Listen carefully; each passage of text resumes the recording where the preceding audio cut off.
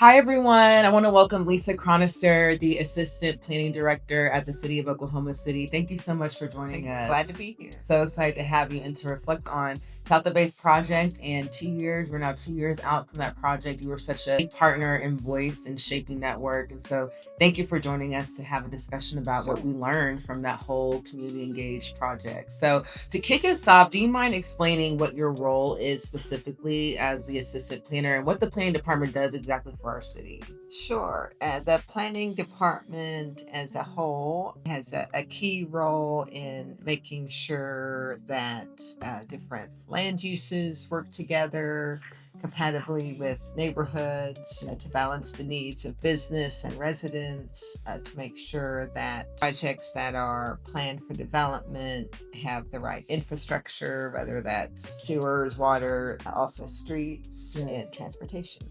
It's a big job for the entire city. Which can you break down really quickly the size? Sure. So the city is 622 square miles. Yes. People may have heard that statistic before. And other than just its sheer size, something unique and challenging about our city is that it has all contexts of development.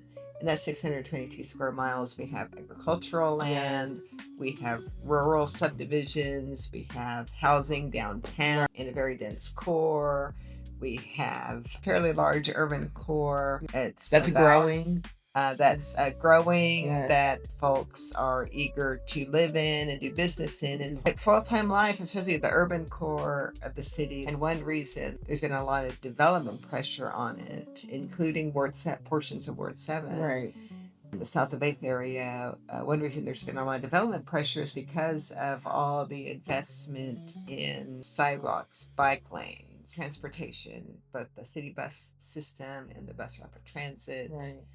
And this is just such an exciting time for our city because we are growing rapidly. We have one of the fastest growing populations in the country, and cities are constantly competing for population growth. And so I know there's a lot of pressure, opportunity, excitement, and challenges around this growth because if we really want to be a city where people move here, live here, and stay here, we have to think about quality of life. And a lot of people want to live and then where they can walk to what they need to and have their full life in the neighborhood. And I'm really excited about what you guys are doing at the planning department to plan and think about how do we meet these needs so people who live here can have a quality of life so we continue to attract this population growth and thrive as a city.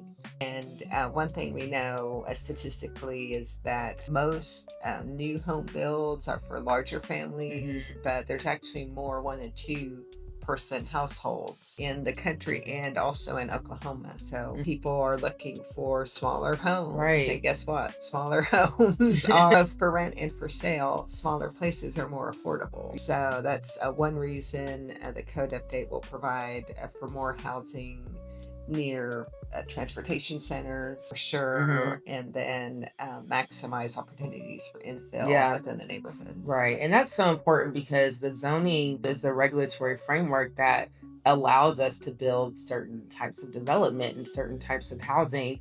And historically speaking, many cities zoning codes have only really allowed for single family housing. So it literally has been legal to build these different types of housing that people need for their lifestyles. Right, and it's historic housing types like garage apartments, quadplexes. A lot of those, even today, are built in R1 zoning. R1 allows only one dwelling, one home per lot. And with the South of Faith work, I know that was a big point of feedback was what are we going to do about the housing deficit in Northeast Oklahoma City?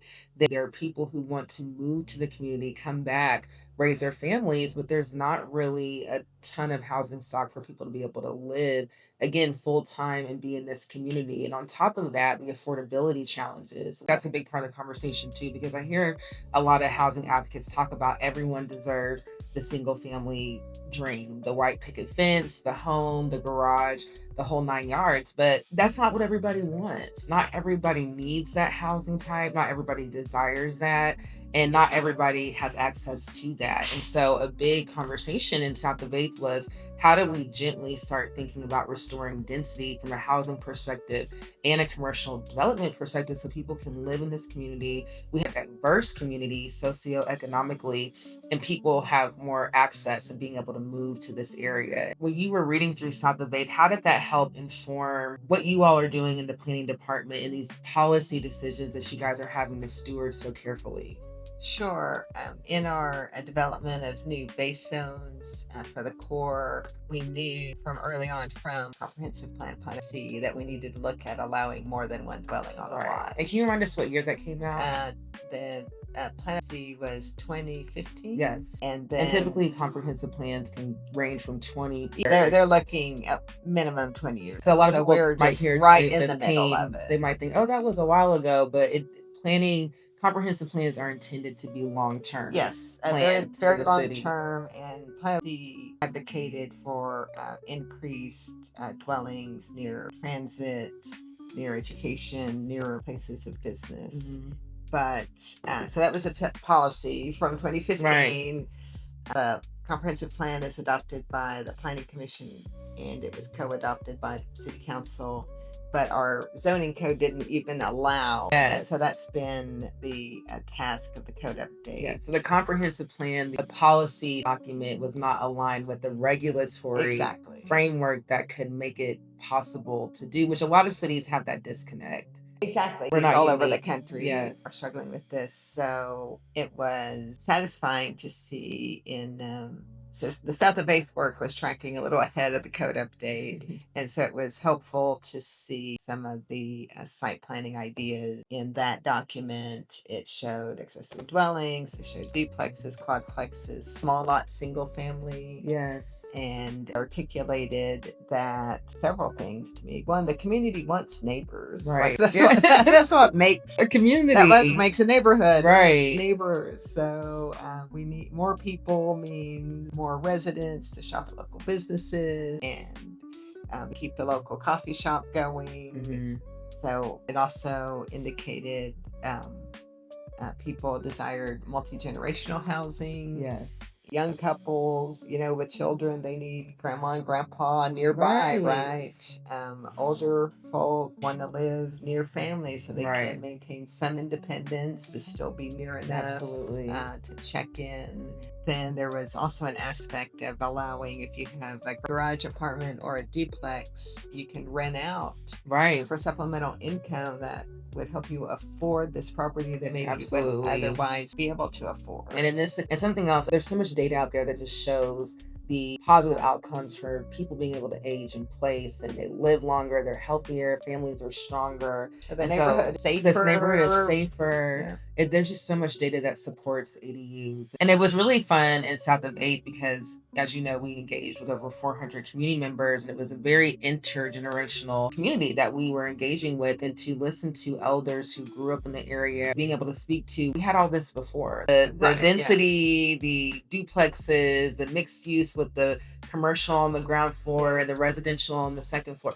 That was all there. And to be able to pull up historic maps and images of different areas of South of 8th to see that we already had that urban fabric over here. Yeah. How do we think about restoring that in a way, but also being very diligent about anti-displacement strategies and solutions that can make sure that we can build that back without pushing people out, causing further harm, or displacing people. There's also data that shows, guess what? The more housing there is, the more stable housing prices Right. will result. Mhm. And part of why real estate now is both rental and for sale is not inexpensive is because the supply is underbuilt. Right. Yes. So we need to provide options. People need places to live. We want Yes. people to live near where they work. Right. And community engagement was so integral to this process with stakeholders, decision makers, folks at the city, and residents and beyond, and really making sure that we had a holistic approach and thinking about how can this plan really guide, advance, and challenge us to think about the equitable revitalization of this area.